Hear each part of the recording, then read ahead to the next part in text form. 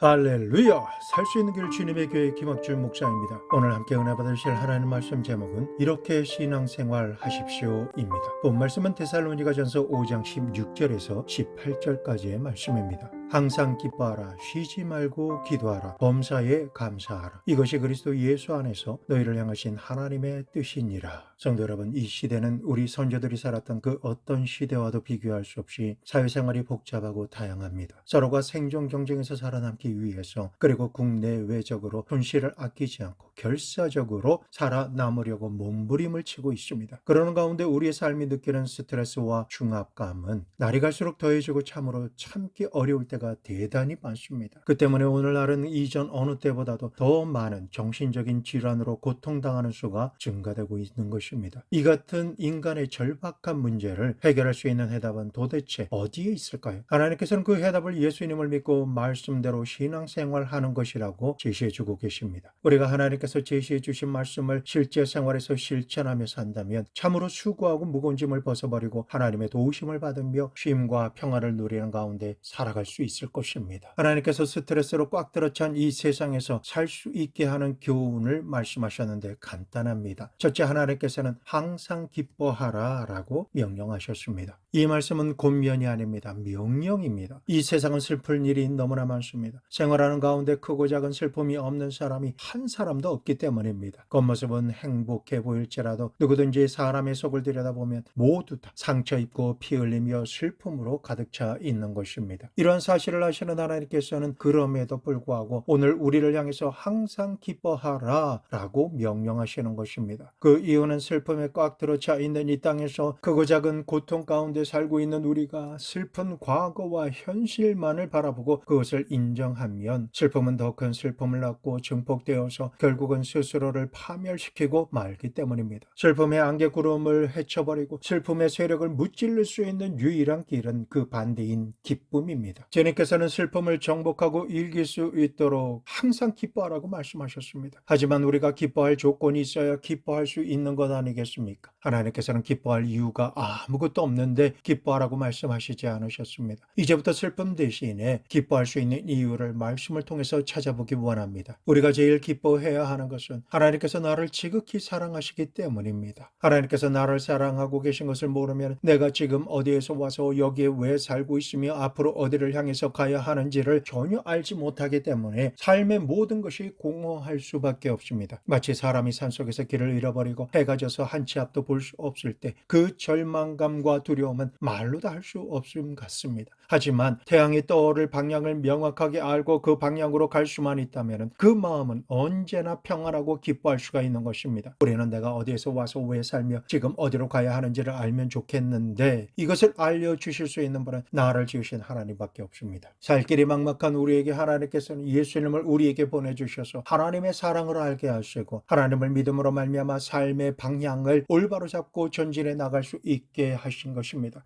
그렇게만 하면 하나님을 알기 전에 향방 없이 무의미하게 살던 삶이라도 삶의 의미와 목적과 가치를 알게 됨으로 기뻐할 수가 있게 하시는 것입니다. 만약 내가 사는 오늘 하루가 아무런 의미가 없고 가치가 없으며 목적 없이 반복되는 일상만 내가 살고 있다라면 지휘, 고하, 빈부귀천, 남녀노소를 분별하고 그 삶은 지루하고 고달프며 답답하고 괴로워서 쉽게 지쳐버리고 마는 것입니다. 그러나 우리는 예수님을 믿고 하나님을 섬기며 영원한 생명을 얻게 되었다라고 하는 이 놀라운 사실로 인해 내 삶의 의미와 목적과 가치를 충분히 갖게 되었습니다. 이 사실만으로도 사실 우리는 기쁘게 살 수 있는 것입니다. 이와 같은 넓은 의미에서의 기쁨도 기쁨이지만 하나님께서 나를 개인적으로 아시고 내 이름을 부르시며 나와 직접 관계를 맺고 계신다는 사실을 알게 될 때 그것이 나의 기쁨이 됩니다. 나를 사랑하시는 하나님께서 나를 구원하시기 위해 사랑하시는 외아들 예수님을 보내주셔서 나의 죄의 대가인 죽음을 대신 죽으심으로 예수님과 예수님의 십자가와 보혈의 공로를 믿고 의지하는 나를 용서해 주셨다라고 하는 이 사실이 내 기쁨이 되는 것입니다. 예수님께서는 십자가를 지시기 전에 내가 고통받던 질병을 대신 감당해 주시기 위해 갈고리가 달린 채찍에 맞으심으로 살이 찢기시고 피를 흘리시며 무거운 나무 십자가를 친히 짊어지시고 굵은 못에 못 박혀 십자가에 높이 달리셨습니다. 예수님께서는 십자가 위에서 모세의 의에 몸이 찢기시고 창에 찔려 피와 물을 다 흘리심으로 나의 죄와 저주와 허물과 두려움과 공포로부터 질병과 절망과 죽음에서 우리를 건져주신 것입니다. 성도 여러분, 이 세상 사람 모두는 자신이 감당할 수 없는 수렁에 빠져 있습니다. 죄의 수렁에 빠져 있고 공포와 불안, 미움과 분노, 질병과 저주와 절망과 죽음의 수렁에 빠져들어가며 자기 뜻대로 살아남으려고 발버둥을 치고 있습니다. 그러나 아무도 도와줄 사람이 없고 붙잡고 나올 반석이 없으니 시간이 가면 갈수록 몸은 수렁에 빠져 들어가고 맙니다. 이런 위기에서 우리를 깊은 수렁에서 건지시고 반석 위에 세워주시는 분이 계십니다. 그분이 바로 하나님이십니다. 바로 예수님이신 것입니다. 하나님께서는 우리를 너무나 사랑하사 예수님을 십자가에서 우리 대신 처형당하게 하시고 예수님의 십자가와 보혈의 공로를 믿는 나의 죄를 흰 눈처럼 흰 양털처럼 깨끗하게 사해 주시며 씻겨 주시고 구원해 주신 것입니다. 이처럼 생명까지도 나를 위해 내어주신 하나님의 사랑과 예수님의 은혜를 내가 받고 있다라고 하는 이 사실을 생각하고 하나님께 감사드리게 되면 우리는 모든 날을 기뻐하며 살 수가 있습니다. 성도 여러분, 내가 사랑할 대상이 있고 내가 사랑받고 있다라고 하는 확신을 가질 수 있다라면 내 마음은 기쁨이 넘칠 수밖에 없습니다. 뿐만 아니라 삶의 만사불통의 영역이 만사형통으로 바뀌는 하나님의 놀라운 기적과 축복을 받고 구원받게 되면 어찌 기쁘지 않을 수가 있겠습니까? 하나님께서는 모든 날 모든 시간 모든 상황에서 우리를 돌보시고 인도해 주시기 위해 보혜사 성령님을 우리에게 보내주셨습니다. 내 안에 성제 삼고 거하시는 성령님께서는 시마다 때마다 충만한 은혜로 위로해 주시고 힘주시며 문제를 해결할 능력을 주시기 위해 성령의 지혜와 총명의 영으로 우리와 함께 하십니다. 통찰력과 분별력을 주심으로 이상적으로 문제를 해결할 수 있도록 하시는 것입니다. 이처럼 능력의 성령님께서 나와 동행하시니 나는 고아와 같이 버림받지 않고 하나님을 아버지라 부르는 확실한 증거가 됩니다. 주님께서는 나그네 인생길을 홀로 걸어가며 때로는 사망의 음침한 골짜기를 지나가게 될지라도 우리를 친히 붙들어 주시고 지켜주시기 때문에 외롭지 않습니다. 해를 당하지 않으며 원수의 목전에서 기름을 부으시고 상을 베풀어 주십니다. 아버지가 계신 본향집 영원한 천국으로 인도하시며 내일에 대한 소망을 주시기 때문에 우리의 내일은 지금보다 좋게 비교할 수 없이 찬란합니다.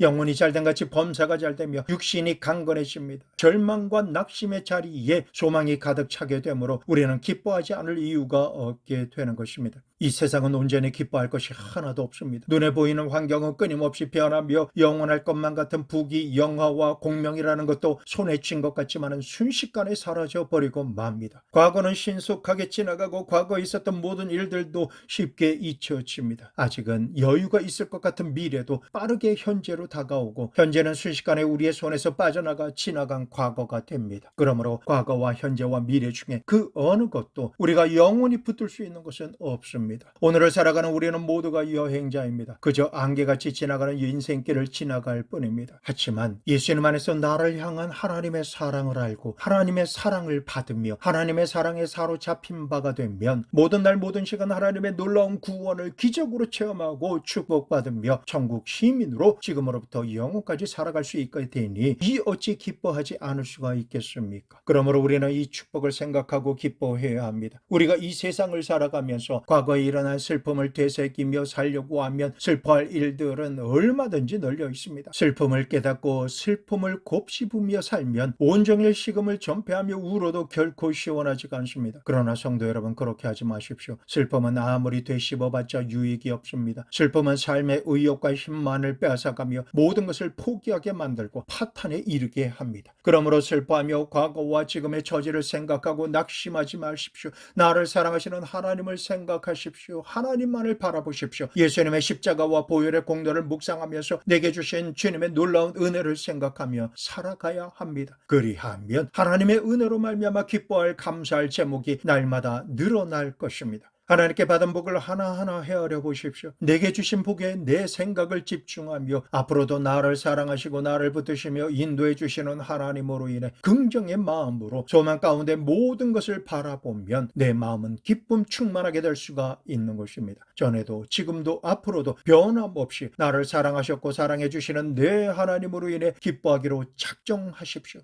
기뻐하라 라는 말씀에 순종 복종하시면 기뻐하기로 작정하는 순간부터 삶의 기쁨에 힘이 생깁니다. 가정에 한 사람이라도 우울함에 빠져 있으면 가정 모든 사람이 우울해집니다. 그 사람이 품고 있는 슬픔의 영으로 인해서 함께 있는 사람들과 환경이 어두워지고 슬픔으로 가득 차게 되는 것입니다. 그러나 주님의 말씀대로 기뻐하기로 작정하며 밝고 맑고 환한 기쁨을 상상하고 생각하며 말하고 즐거워하면 지금 내가 어떤 상황 속에 있을지라도 그 사람으로 말미암아 가정이 밝아집니다. 직장과 환경에 기쁨이 넘쳐나게 되고 신바람 나는 생기가 주변으로 퍼져나가서 순종하는 자에게 주시는 기적과 축복이 현실이 되는 것을 누리게 되는 것입니다. 그러므로 하나님을 기뻐하는 것이야말로 내일을 향해 힘차게 살아갈 수 있게 하는 창조적인 힘이 되는 것입니다. 이러한 진실을 알았으니 말씀대로 항상 기뻐하며 살아갑시다. 성령님, 기뻐하기로 작정한 이 순간 기쁨의 영, 희락의 영으로 충만하게 하여 주시옵소서. 화가 복이 되게 하시며 가난이 부유함이 되게 하여 주시옵소서. 병든 자가 고침을 받아 강건하게 되고 영적으로나 혼적으로 심령이 눌린 자가 자유케 되므로 삶의 현주소에 기쁨의 천국이 임하는 축복의 주인공이 될지어다. 기쁨의 역사가 급하고 강한 바람처럼 강력하게 임하고 기적으로 모든 상황이 변화될지어다. 우리가 슬퍼할 것만 생각하면 슬퍼할 일이 꼬리에 꼬리를 물고 계속해서 생겨나지만 사랑하시는 주의 말씀과 예수님의 십자가 보혈의 은혜를 계속해서 생각하고 묵상하며 삶에 적용하며 선포하면 그 믿음대로 그 선포대로 축복을 받습니다. 기적이 일어나고 기쁨이 샘물처럼 솟아오르게 되는 것입니다. 그러므로 이제 우리는 항상 기뻐하라시는 하나님의 명령에 순종 복종해야 하겠습니다. 둘째로 하나님께서는 쉬지 말고 기도하라 라고 하십니다. 기도는 기독교인이 행사할 수 있는 가장 큰 특권입니다. 기도는 영적으로 거듭나고 영의 세계에 속한 사람만이 할 수가 있습니다. 육에 속한 사람은 기도하지 않습니다. 육에 속한 사람은 육신의 세계와 접하고 육신의 세계와 대화하지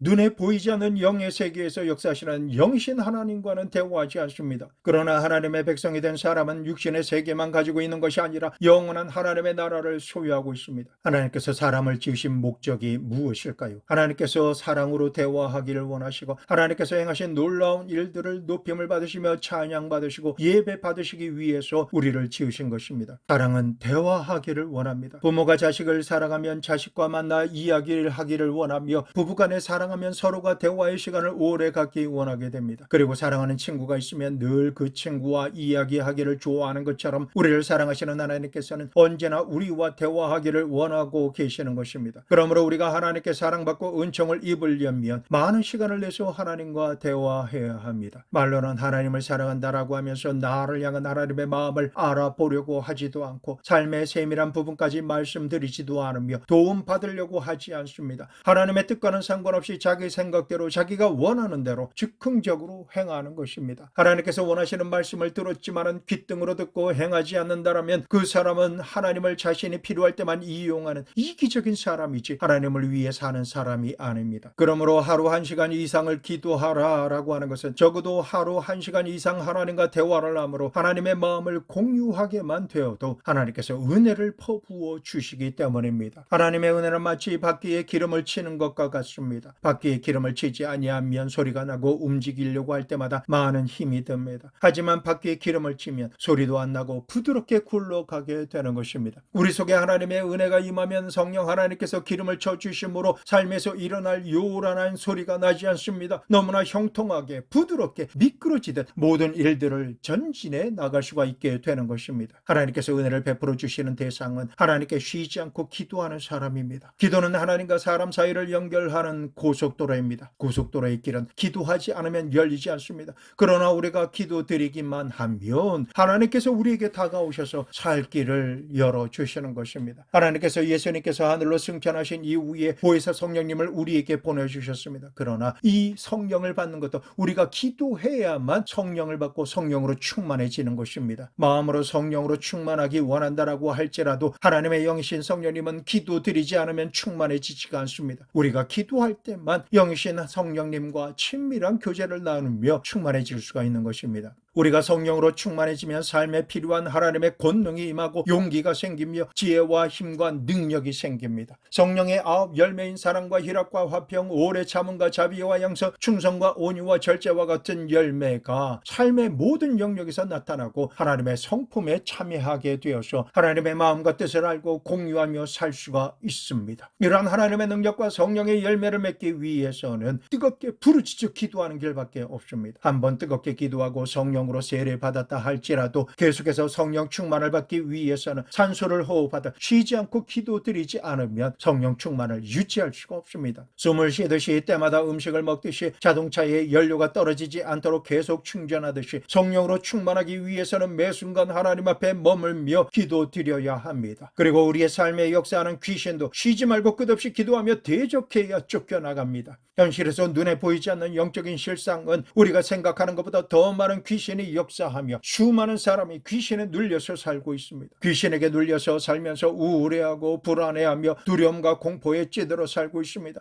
죄책감에 눌리고 좌절하며 묶여 있습니다. 슬픔과 절망 가운데 살아가고 있는 것입니다. 감정적인 부분과 마음의 스트레스를 받고 눌리는 배후가 바로 귀신이 역사하는 증상입니다. 사람은 귀신이 영적 존재라서 눈에는 안 보이니까 귀신이 어디 있냐라고 말합니다. 지금 일어나는 이러한 감정들과 일들이 보이는 사람 때문에 생기는 것이지 귀신이 무슨 상관이냐, 그건 다 핑계다라고 합니다. 하지만 예수님께서는 회개하라, 천국이 가까웠다 라고 말씀하신 다음에 제일 먼저 행하신 일이 귀신을 쫓아내는 일이셨습니다. 예수님께서는 가시는 곳마다 귀신을 쫓아내고 병을 고치셨으며 12 제자나 70인 제자들과 부활하신 이후에 많은 제자들 앞에서 승천하실 때에도 마지막으로 주신 말씀도 땅끝까지 천국 복음을 전하고 내 이름으로 귀신을 쫓아내라 라고 하셨습니다. 예수님께서 마지막 유언의 말씀으로 명령하실 정도로 많은 사람들이 귀신들에게 고통당하고 있는 것입니다. 이 세상은 더러운 귀신에 잡혀있는 사람, 악한 귀신에 눌려서 고통을 당하고 번뇌하고 있는 사람들로 넘쳐납니다. 거짓말하는 귀신, 점치는 귀신, 사기치는 귀신, 음란하고 방탕하게 만드는 귀신, 연약하게 하고 병들어 고통당하게 하는 귀신, 그 외에 수많은 귀신에게 눌려 있습니다. 그리고 교회라고 하는 이름을 가지고 있지만 하나님만을 섬기고 예배하는 것이 아니라 귀신에게 미혹되어서 정당성을 가지고 인본주의로 세상만을 섬깁니다. 교회에서 세상과 사회를 위해 무엇인가 하는 것 같고 성도들이 잘한다라고 칭찬은 하지만은 이는 교회가 교회되는 목적과 동떨어지는 것입니다. 하나님의 뜻과 상관이 없을 뿐만 아니라 하나님을 대적하는 죄를 짓도록 귀신이 역사하고 있는데 많은 교회가 이것을 합리화하며 부인합니다. 교회가 세상에 집중하고 인본주의와 집단 이기주의의 귀신을 쫓아내지 않고 오히려 무리를 찌어 귀신의 하수인 노릇만 하면 만민이 기도하고 하나님을 예배하는 성소에서 눈멀고 귀먹은 목자들이 양들을 이끌어 죽음의 벼랑으로 내몰고 있는 것입니다. 하나님만을 섬기는 교회가 모든 사람이 하나님께 기도하는 곳이 되면 우리가 직면한 세상 모든 일들은 이를 지어 성취하시는 하나님께서 친히 행하시고 이루시며 성취케 하십니다. 그러므로 교회와 하나님을 섬기는 성직자는 기도하는 것과 예수 그리스도의 천국 복음과 십자가의 도만을 알고 전하기로 작정해야 합니다. 이 직무를 행하지 않으면 세상 공의와 정의를 하나님의 뜻인 양 교묘하게 위장하고 조종하는 귀신의 하수인 노릇만 하게 되는 것입니다. 수많은 사람이 교회에 나와서 예배드리고 신앙생활을 하지만은 그 사람의 마음은 항상 우울하고 불안하며 아직 다가오지 않은 일들로 인해서 두려워하고 공포에 짓눌려 살고 있습니다. 마음에 믿음이 없어 항상 좌절할 준비를 하고 있고 슬픔이 강물처럼 흐르며 절망으로 가득 차 있습니다. 이러한 현상의 배후에는 모두가 귀신이 마음, 심령과 육신을 사로잡고 누르기 때문인 것입니다. 진리의 말씀이 아닌 거짓으로 우리를 미혹하는 귀신의 속삭임과 역사를 무방비하게 받아들여서는 안 됩니다. 말씀보다 세상을 생각하며 마음에 품고 꼭두각기처럼 귀신이 시키는 대로 행해서는 안 되는 것입니다. 귀신이 우리가 교회에 예배를 드린다라고 쫓겨나지 않습니다.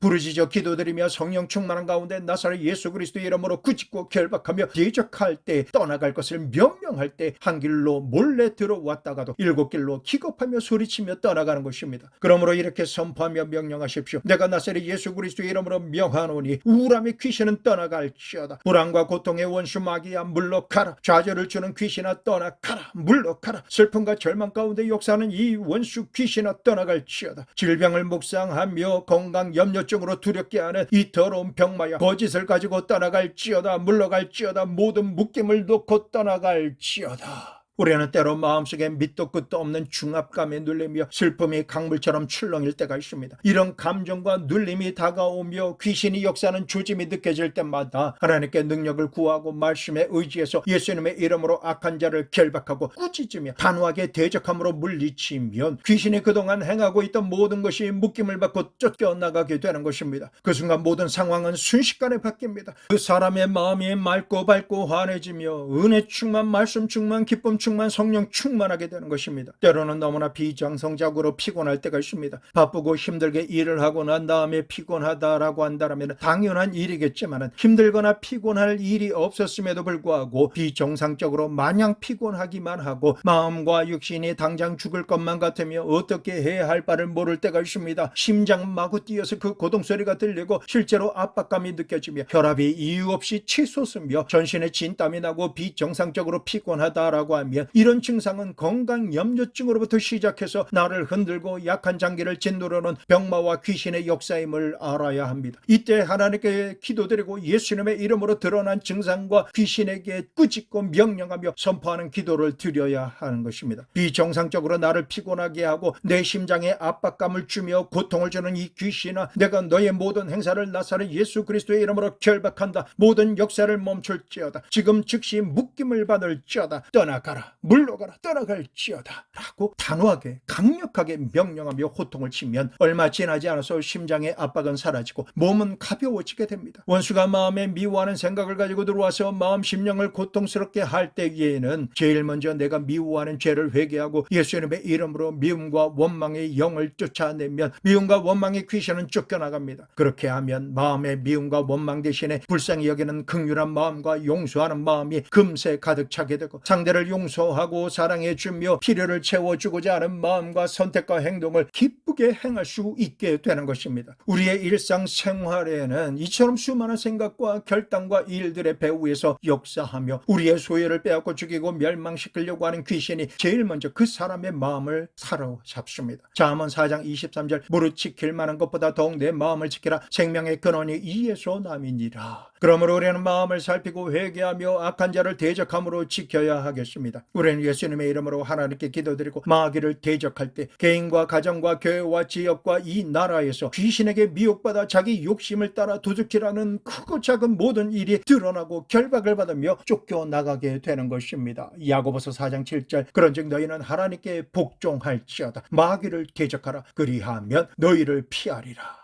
그러므로 하나님께 기도드리며 말씀에 복종하면서 악한 마귀와 귀신을 생활 속에서 대적하라라고 하시는 하나님의 말씀을 신천함으로 모든 영역에서 승리하는 능력의 삶을 사시기를 우리 주 예수 그리스도 이름으로 축원합니다. 성도 여러분, 그동안 마음은 원하지만 이루어진 것이 하나도 없으십니까? 정상입니다. 우리가 마음 먹고 생각하는 것만으로는 아무 일도 일어나지 않습니다. 오직 하나님의 응답은 하나님께 기도드리는 것을 통해서만 오기 때문입니다. 요한복음 14장 13절에서 14절 너희가 내 이름으로 무엇을 구하든지 내가 행하리니 이는 아버지로 하여금 아들로 말미암아 영광을 받으시게 하려 함이라. 내 이름으로 무엇이든지 내게 구하면 내가 행하리라. 예레미야서 33장 3절 너는 내게 부르짖으라. 내가 내게 응답하겠고 내가 알지 못하는 크고 은밀한 일을 내게 보이리라. 우리가 기도 응답받지 못하는 이유는 단순합니다. 하나님께 구하지 않아서일 뿐입니다. 입을 굳게 다물고 하나님께 기도드리지 않으면서 하나님께서 자신을 돌보지 않는다라고 속만 끓이면서 가만히 있는 사람을 위해서는 하나님께서 역사하시지 않으시는 것입니다. 우는 아기 젖준다라는 말이 있듯이 하나님께서는 수시로 부르짖어 기도드리는 자에게 크고 작은 기적으로 축복해 주심으로 응답하십니다. 그리고 하나님은 머나먼 천국에만 계시지 않습니다. 보혜사 성령 하나님으로 이미 우리 속에 와 계시고 우리의 마음 심령을 성전 삼고 거하고 계시는 것입니다. 그러므로 언제든지 하나님께 기도드리면 하나님께서 들으시고 전지전능하신 능력으로 기도에 응답하십니다. 이러한 기도를 통해서 다른 사람에게 기적과 축복의 통로가 될 수가 있습니다. 집을 떠나 공부하거나 군복무 중이거나 일터에서 일하는 자녀를 위해서 부모가 하나님께 기도드리면 하나님께서는 시간과 공간을 초월해서 그 자녀의 머리 위에 하늘의 문을 열어주십니다. 자녀가 갈망하는 은혜의 비를 내려주시는 것입니다. 우리가 선교사님을 위해서 기도드리면 하나님께서는 시간과 공간을 시간을 초월하여 기도에 응답하시며 선교사님 위에 하늘의 문을 열어주십니다. 이처럼 하늘의 문을 열고 닫는 것은 엘리야처럼 기도할 때 이루어지는 것입니다. 우리가 이웃을 위해 기도드리면 이웃에게 하나님께서 직접 임하시고 역사하셔서 하늘의 문을 열어주심으로 이웃의 만사 불통이 만사 형통으로 바뀌는 놀라운 역사를 체험하게 됩니다. 이처럼 우리가 기도드리고 하나님께서 응답하시는데 이웃이 기적을 체험하고 축복받지 않을 이유가 전혀 없는 것입니다. 그러므로 다른 사람을 위해서 중보 기도 드린다는 것은 그 사람에게 하나님의 전능하신 능력을 전해주는 것과 같습니다. 그만큼 기도는 중요합니다. 하나님께 드리는 기도로 인해 우리의 마음에는 하나님의 의와 평강과 희락의 천국이 임하게 됩니다. 그런 연유로 주님께서는 쉬지 말고 기도하라 라고 말씀하신 것입니다. 손발을 부지런하게 움직이며 일할지라도 마음속으로는 항상 하나님께 감사드리고 찬송하며 부르짖어 기도드려야 합니다. 우리는 크게 부르짖어 기도드릴 수도 있고 입을 다물고 마음 깊은 사정을 조용히 기도드릴 수도 있습니다. 우리는 어떤 상황에서도 환경의 지배를 받지 않고 때를 얻든지 못 얻든지 성령께서 기도할 마음과 내용을 주시면 즉시 기쁘게 온전히 순종 복종하면서 기도드리기만 하면 우리는 언제나 하나님의 능력을 체험하며 기적과 축복을 살아가는 모든 날 누릴 수가 있게 되는 것입니다. 셋째로 하나님께서는 범사에 감사하라 라고 명령하셨습니다. 사람이 이 세상에 살면서 원망 불평하며 깊은 단식하는 가운데 살기는 너무나 쉽습니다. 하지만 우리가 감사하며 사는 것은 마음이 동하지 않으며 억지로 해야 할 때가 많으므로 힘이 드는 것입니다. 사람은 받은 은혜를 기억하며 진심으로 감사하다고 표현하고 은혜에 보답하는 감사하는 생활하기를 힘들어합니다. 그래서 대부분의 사람은 은혜를 원수로 갚든지 안 그러면 은혜에 대해서 불감증에 걸려서 고맙다라는 말을 절대 하지 않고 삽니다. 호구라는 말이 있습니다. 상대방에게 겸손하고 착하게 대하면 그것을 당연한 권리로 여기는 사람이 있는 것입니다. 인간의 본성은 악해서 잘해주면 상대를 호구로 보고 더 착취하려고 든다라는 것입니다. 반면 이 세상을 살면서 세심하게 먼저 살펴주고 필요를 채워주는 것에 대해서 아주 작은 것에도 감사를 많이 하며 사는 사람은 자신의 필요에서 구하는 것보다 더 넘치는 것으로 채워지고 부유해지며 풍성해집니다. 시편 50편 23절 감사로 제사를 드리는 자가 나를 영화롭게 하나니 그의 행위를 옳게 하는 자에게 내가 하나님의 구원을 보이리라 라고 주께서 말씀하셨습니다. 그러므로 원망과 불평과 탄식하는 사람에게 하나님의 은혜가 떠나갑니다. 이스라엘 백성은 하나님께서 힘쓰고 애써 주셔서 애굽에서 구출해 주시고 홍해 바다를 가르심으로 마른 땅으로 건너가게 하셨으며 광야길을 40년간 옷과 신발이 떨어지지 않고 아침마다 만나를 공급해 주시며 마실 물을 내주시고 밤에는 불기둥으로 따뜻하고 안전하게 하시며 낮에는 구름기둥으로 시원하게 해주시며 갈 길을 명확하게 보여주심으로 인도해 주셨습니다. 그러나 40년간 하루도 빠짐없이 기적으로 은혜를 베풀어 주신 하나님께 감사하기보다는 언제나 원망하고 불평하며 불순종하였기에 하나님께서 요단강 앞에서 이스라엘을 버리고 마신 겁니다. 성경 말씀을 보면 하나님께서 가장 크게 들어쓰시고 하나님의 마음에 합한 사람이라고 칭찬하신 다윗도 중한 죄를 짓고 실수도 많이 했습니다. 그러나 다윗은 한편으로는 하나님께 수많은 감사의 시를 짓고 제사를 드린 사람이기 때문에 하나님께서는 끝까지 다윗을 사랑하셨습니다. 그러므로 우리도 다윗처럼 하나님께서 내게 내려주신 복을 하나하나 헤아려보고 감사드려야겠습니다. 예수님을 믿기 전에는 매일 보는 자연 환경을 보고 하나님께 감사하지 않았습니다. 그러나 예수님을 믿고 주의 은혜를 받기만 하면 햇빛을 주신 하나님, 마음껏 숨을 쉴 수 있는 공기를 주신 하나님, 목마름을 해결할 수 있는 생명수를 주신 하나님께 감사드리게 됩니다. 추석이 되면 오곡백화를 먹고 살 수 있도록 역사하신 하나님께 얼마나 감사하겠습니까? 그러므로 우리가 매일 기도드릴 때 아버지 하나님 오늘도 먹고 있고 편히 쉴 수 있는 이런 환경을 주심에 감사드립니다 라고 반드시 감사 기도를 드리시기를 부탁드립니다. 하루를 살아가면서 생활하는 모든 일에 하나님께서 주신 은총이 아닌 것이 없습니다. 하나님께서는 믿는 자나 믿지 않는 자에게 햇빛과 비를 주시고 일용할 양식을 주심으로 생명을 유지하고 살 수 있도록 은혜를 베풀어 주십니다. 마지막 날이 오기 전에 이 땅에 사는 동안 예수님을 믿고 구원받을 기회와 복된 은총을 지금 이 순간에도 허락해 주고 계신 것입니다. 그러므로 우리는 하나님께서 베풀어 주신 자연과 만물에 대해서 감사하고 일상생활을 하며 살아갈 수 있도록 크고 작은 모든 은혜를 때마다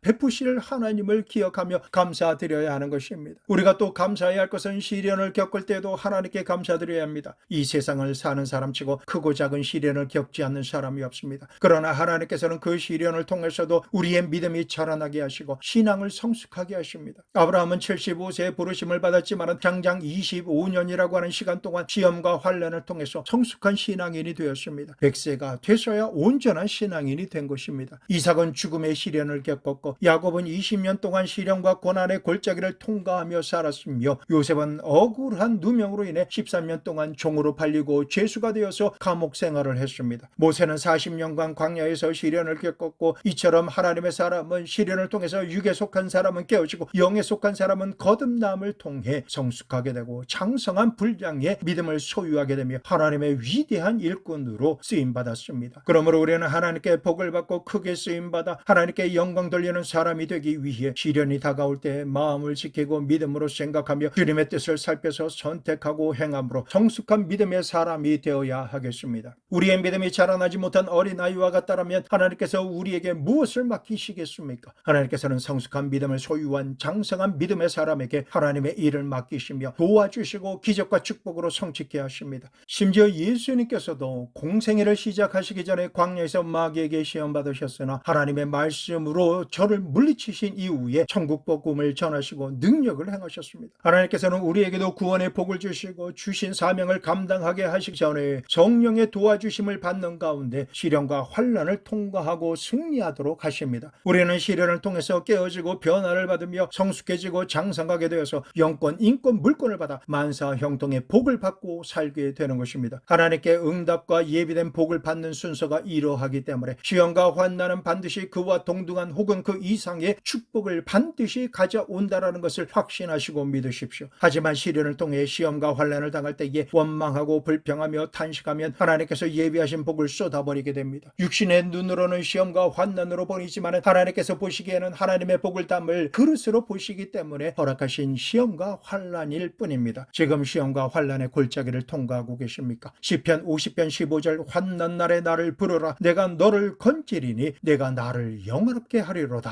주님께서는 우리가 환난 가운데 있을 때에 부르짖어 기도드리라 라고 하십니다. 그리하면 건져주실 뿐만 아니라 영화로운 자가 되도록 높여주시겠다라는 것입니다. 우리는 이 세상에서 생존 경쟁을 하며 살아가는 동안에 원수와 부딪히고 맞닥뜨리게 된 원수는 우리를 핥히고 짓밟으며 고통을 줍니다. 그러나 하나님께서는 원수가 무슨 짓을 하더라도 우리와 함께 하시고 원수의 목전에서 상을 베풀어 주시며 탁월한 사람이 될 수 있도록 기름을 부어주셔서 내 소원의 잔이 넘치도록 하여 성취케 하시고 만족하게 하십니다. 그러므로 우리는 그 어떤 환난의 날에도 하나님만 바라보며 감사해야 되겠습니다. 환경과 원수를 바라보며 원망과 불평과 탄식만 해서는 안 될 것입니다. 가장 중요한 감사 제목이 있습니다. 영원할 것 같은 일생일을지라도 모두 다 안개처럼 바람에 밀려가는 것들 뿐입니다. 세월이 파도에 밀려오면 그 파도에 밀려서 앞선 한 세대는 가고 또 다른 세대가 오며 그 세대가 밀려가고 나면 또 다른 세대가 오고 많은 법입니다. 하지만 세월이 우리를 아무리 밀어낸다 할지라도 더는 밀어내지 못할 곳이 있습니다. 그곳이 바로 내 아버지의 품이요 아버지의 집입니다. 그것은 영원한 곳이기 때문에 오고 가는 세월이 없습니다. 눈물과 근심과 탄식과 이별하는 것이나 앓는 것이나 죽는 것이 없습니다. 그곳에는 영원하신 우리 아버지 하나님께서 계시고 예수님께서 우리와 영원히 함께 하시며 천사들이 우리를 돌보아 주시고 먼저 온 성도들과 함께 우리가 영원히 살 곳입니다. 세월이 없기 때문에 늙지 않습니다. 약한 몸이 강한 몸을 입고 추한 몸이 영원한 몸을 입으며 육의 몸이 신령한 몸을 입고 그리스도의 모습을 닮아